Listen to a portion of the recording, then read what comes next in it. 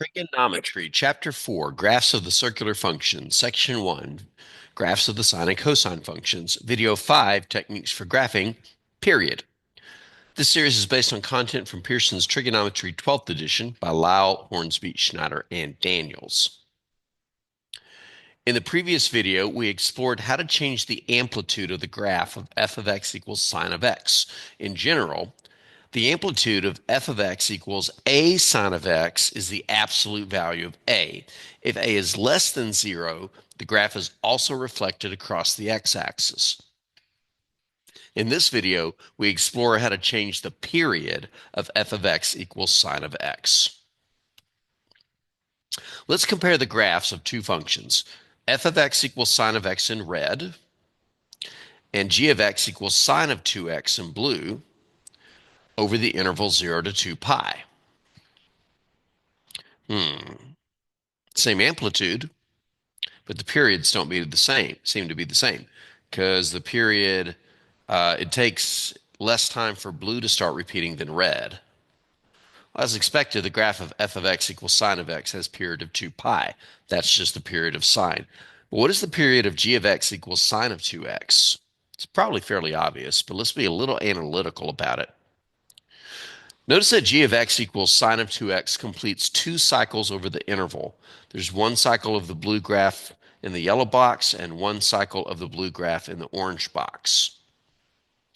Thus, it completes 1 cycle in half the time over the interval 0 to 2 pi. Over the interval 0 to pi. This means the period of g of x equals sine of 2x is just pi instead of 2 pi. The 2 in the function right in front of the x accelerated the graph to twice its speed, which means it took half the time to complete 1 cycle. Let that sink in.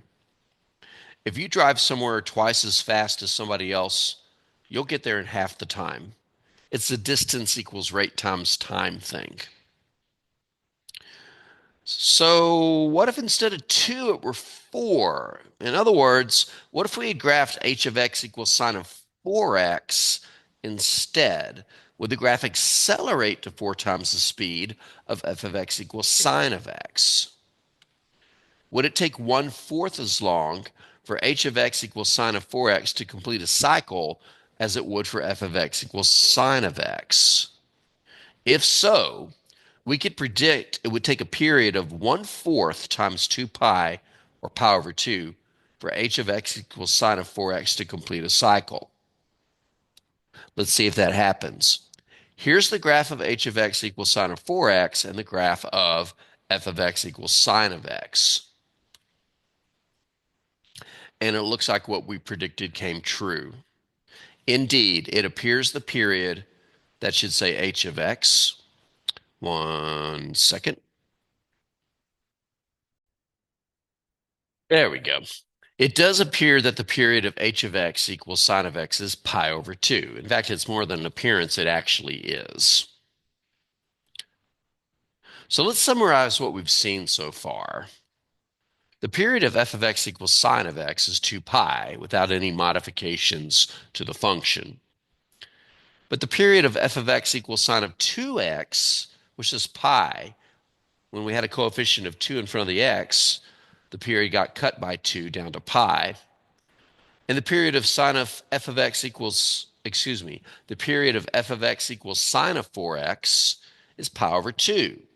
So the 4 seems to have taken the original period and divided it by 4. It appears the period of the new functions is the original period, 2 pi, divided by the coefficient of x. And this is exactly what's happening, almost. The period of f of x equals sine of bx is 2 pi over b. But there's one more thing worth mentioning. What if b is less than 0? Well, since period is positive, the new period would actually be 2 pi divided by the absolute value of b. So let's change that above in the yellow box. Put the absolute value on the b. But there's a little bit more. If b is less than 0, this wouldn't invoke a reflection, but across the y-axis as opposed to across the x-axis. So let's modify our summary to include that if b is less than 0, the graph is reflected across the y-axis. And this is the summary of how you alter the period of the graph of sine. If there's a coefficient of the x, the new period is the original period, 2 pi, divided by the absolute value of b.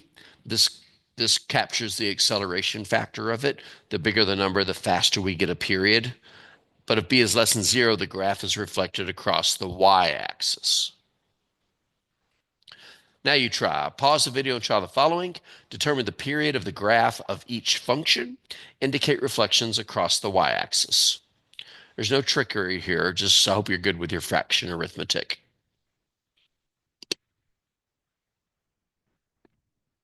All right. If you haven't paused the video and tried it, here's your spoiler alert. Solutions in 3, 2, and 1. There was only one that had a reflection across the y-axis. It was this one, g of x. And for all of them, you just put 2 pi over the new period. Excuse me, over the coefficient of the x. Now, when you have a fraction, be careful with the arithmetic. To divide fractions, you multiply by the reciprocal. So 2 pi divided by 1/2 is the same as 2 pi times 2 over 1. Let's see, a little bit of fraction mayhem over here, but it's just fraction arithmetic.